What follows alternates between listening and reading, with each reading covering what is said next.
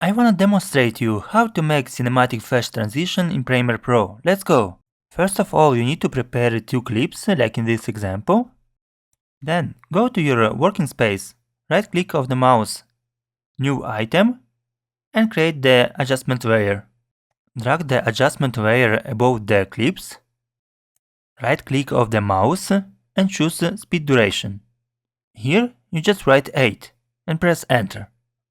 Then, drag our effect in the middle of 2 clips, go to Effects and write Level.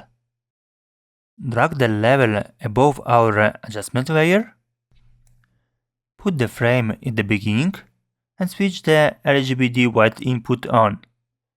Then move the frame in the middle, put 0, and then put the frame at the end of the effect and insert again 255. As the result, we have a cinematic flash transition. Guys, let's grow together. Put your like and subscribe.